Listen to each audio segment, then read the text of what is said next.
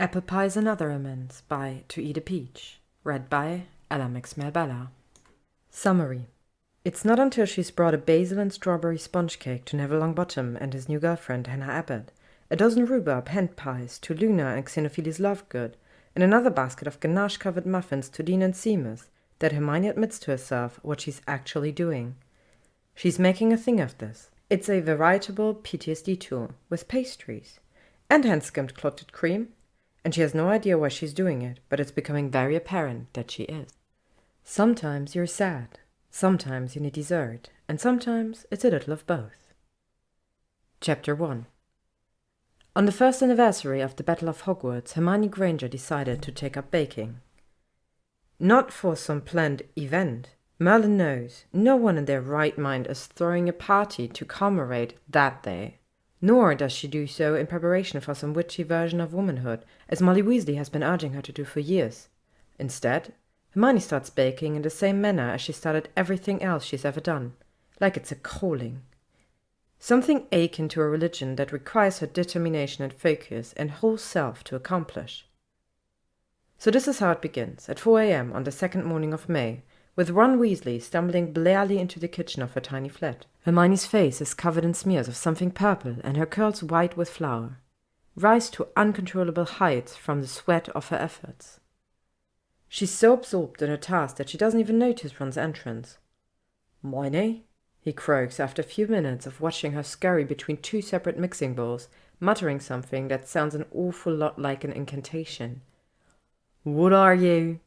She cuts him off with an impatient wave of her hand, not even glancing up from the bowls. Unfortunately, the gesture flings a tiny glob of what Ron learns in hindsight is blackberry jam right onto the front of his white t-shirt.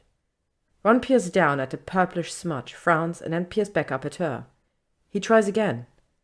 "What exactly are you doing, Hermione?" She sniffs once and goes to scrutinize a third bowl full of dough. She seems distracted by her project, but he knows her well enough, almost as well as his own siblings, to recognize when she's avoiding eye contact with him. "What does it look like I'm doing?" she asks. Ron swipes one hand down his face, rubs the back of his neck. "Well, to be quite honest, going a bit mental, that's what it looks like." That gets her attention, and her gaze finally snaps up to his. She narrows her eyes and her fists ball onto her hips, a parody of that childhood stance she's always used against him.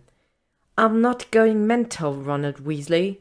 Her voice edges back into the familiar swatty octave he hates, and even though she cringes internally at it, Hermione never can seem to escape it, not with him. "I'm making blackberry crumble," she says, aiming for a more measured tone and failing a bit. "Clearly." He blinks once, twice. "A blackberry crumble?" "Yes." "At 4 a.m? A pause, and then, "Yes, clearly." Ron also pauses, but not long enough to take the sting out of his next statement. "Hey, is this about what we decided last night?" he asks her. "Because it doesn't have to be forever, Hermione, if you don't want it to be.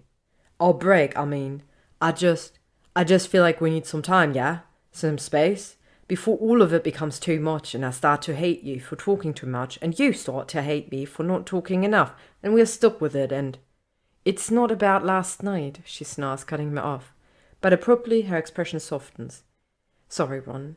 It isn't about last night, okay? Really, it's about today." "Today?" he asks blankly. She gives him a pointed look, all raised eyebrows and pursed lips, as if to indicate, "Yes, today. Full stop, day, full stop." But Ron still doesn't seem to get it. Trying hard not to roll her eyes or sigh, Hermione points to the date on the muggle calendar push-pinned to her kitchen wall. Ron blinks at it, still confused, until her fingernail starts tapping on the number 2. "Oh, today!" He drags the words out in realization. Today?" "Exactly," she says. Then, with a prim nod, she turns her back to her mixing bowls. Ron waits for further explanation, but it isn't forthcoming.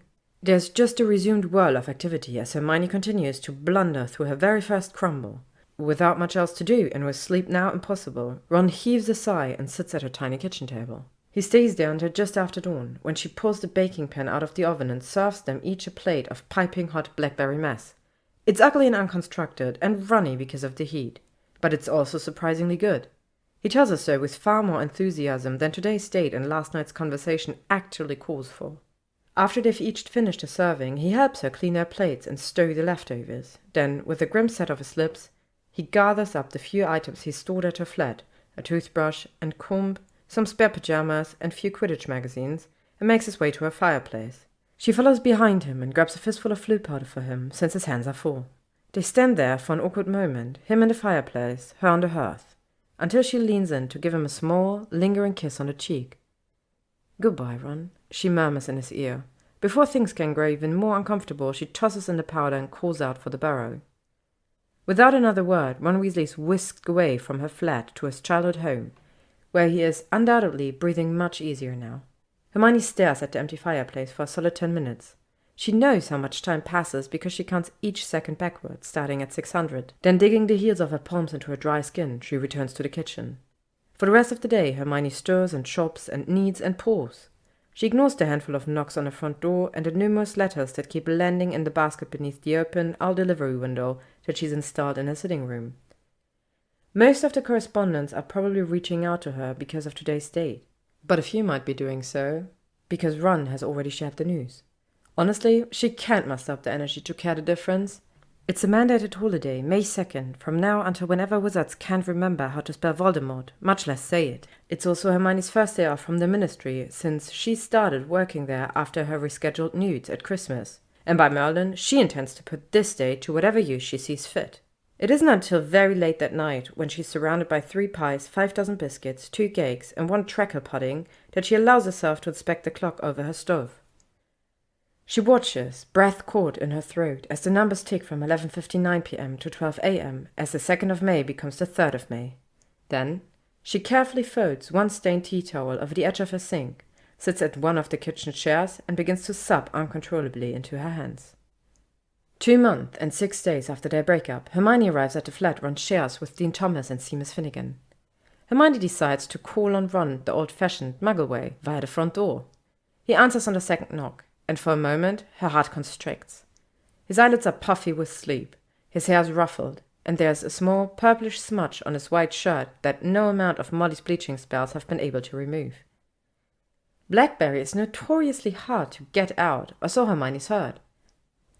She smiles at him shyly and holds up a towel-covered basket by way of greeting. Ron, ever the bloodhound, sniffs the basket and lifts up a corner of the towel. "Muffins?" he asks, his face still hidden by the fabric. "Chocolate ganache-covered banana nut muffins?" Ron drops the towel. "Sounds bloody disgusting." "I suppose you'll have to try them and find out, won't you?" "I suppose." He lets her inside and they sit together on opposite ends of the sofa. She sets the basket on a makeshift coffee table in front of them, 2 milk crates pushed together, honestly, and plucks out a muffin for him to sample. Never one for formality, Ron takes a huge bite without offering to hang her coat or make her a cup of tea. While he chews and analyzes, Hermione removes her trench and scarf, folding them neatly over one arm of the sofa. Ron finishes the muffin in 4 bites, licks his fingers clean, and gapes at her with something like incredulity. Hermione laughs outright then.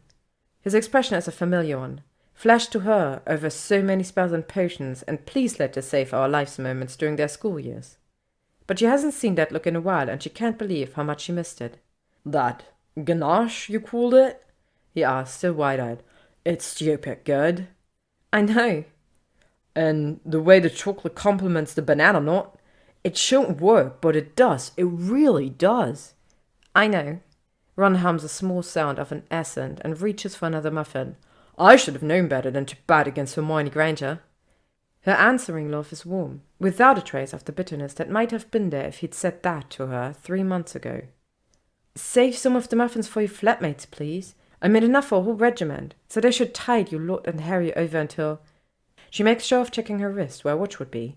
"At least this afternoon." "Solemn," Ron mumbles around crumbs.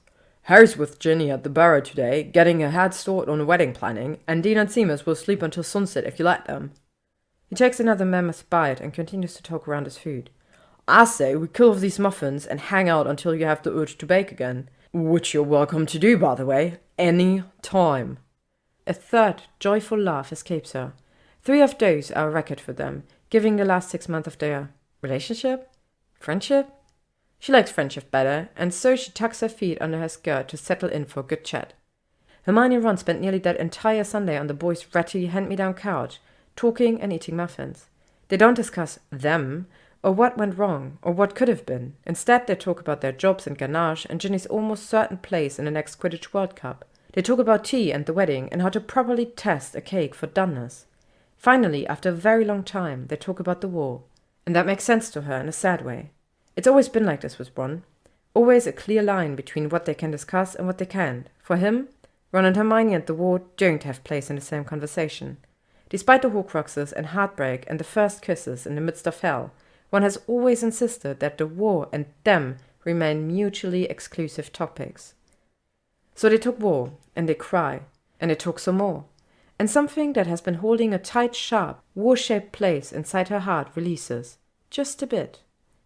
When she leaves that evening, Hermione and Ron are all smiles and hugs, and she knows without having to confirm it with him that they will be from here on out. Thank you for listening to this chapter of Apple Pies and Other Amends by ToEatAPeach, read by @LMXMabella. If you would like to stay up to date on upcoming chapters and releases, you can follow me on YouTube, AO3, or Tumblr. Thank you to all of you for listening.